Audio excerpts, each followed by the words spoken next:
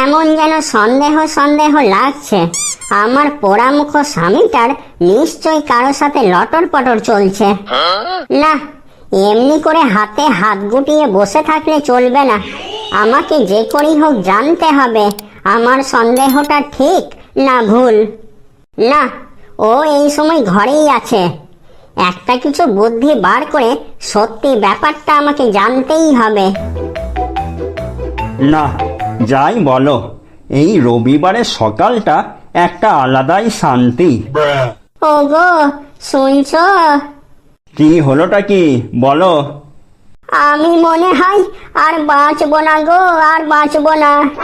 কি সকাল সকাল কি সব আজে বাজে কথা বলছো? আজে বাজে কথা নয় গো, আজে বাজে কথা নয়, আমার মনে হচ্ছে আমি আর বাঁচবো না। আচ্ছা, মুশকিল তো। কি হয়েছে সেটা বলবে তো? শরীর খারাপ লাগছে? ডাক্তার ডাকবো? না গো, আমাকে আর কোনো ডাক্তারই ভালো করতে পারবে না। সকাল সকাল আচ্ছা মুশকিল তো, তোমার কি হয়েছে সেটা না বললে আমি বুঝবো কি করে?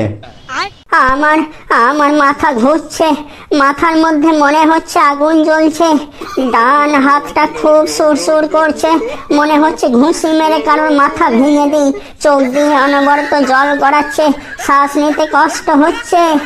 আচ্ছা আচ্ছা, বেশ, তুমি এখানে বসো, আমি ডাক্তারকে একটা ফোন করে দেখি। না, তোমাকে আর কাউকে ফোন করতে হবে না, আমি বুঝতে পারছি আমার হাতে আর বেশি সময় নাই। এসব কি উল্টো পাল্টা কথাবার্তা বলছো তুমি? এক্ষুনি ডাক্তার এসে একটু ওষুধ দিলেই তুমি একেবারে চাঙ্গা হয়ে যাবে। না গো না, আমি বুঝতে পারছি আমি আর সুস্থ হব না, আমার শেষ সময় চলে এসেছে। শোনো না, আমি এই অসময়ে যদি তোমাকে একা রেখে চলে যাই তাহলে তোমার কে খেয়াল রাখবে, কে তোমাকে সময়ে সময়ে রান্না বান্না করে খাওয়াবে, এই চিন্তাতে তো আমি মরেও শান্তি পাবো না।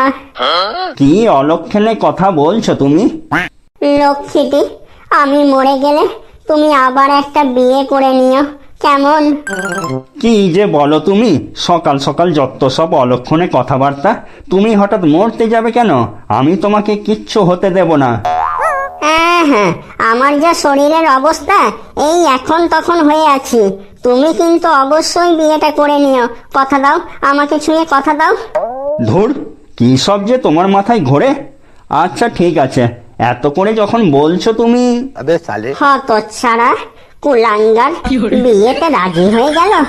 এতদিন আমি দুধ খাইয়ে তোর মতন কুলাঙ্গারকে পুষেছিলাম, দাঁড়া ঘোচাচ্ছি তোর বিয়ে করার স্বপ্ন। আচ্ছা শোনো না, বিয়ের পর তোমরা ওই আমাদের বেডরুমেই শোবে কিন্তু। না না, এসব তুমি কি বলছো? সারা বেডরুম ভর্তি তোমার স্মৃতি, ওর সাথে একটু ইন্টু করলে মনে হবে তুমি আমার দিকে ড্যাব ড্যাব করে তাকিয়ে আছো। ন্যাকামি করো না তো, যা বলছি তাই করবে। তুমি যখন এত করে বলছো তখন ঠিক আছে। আচ্ছা শোনো না, আমার শাড়ি আর গয়নাগুলো ওকে পরতে দিও কিন্তু। তোমার কি মাথাটা খারাপ হয়ে গেছে নাকি? কোথাকার কে ঠিক নেই, সে পড়বে তোমার শাড়ি গয়না? এ আমি বেঁচে থাকতে কিছুতেই হতে দিতে পারি না। আচ্ছা মুশকিল তো, তাহলে আলমারি ভরা শাড়ি গয়না কি তুমি ধুয়ে ধুয়ে জল খাবে, না তুমি ওগুলো পরে বসে থাকবে? তার চেয়ে বরং তোমার নতুন বউকে দিও, ও বেচারা এগুলো পেয়ে খুশি হবে।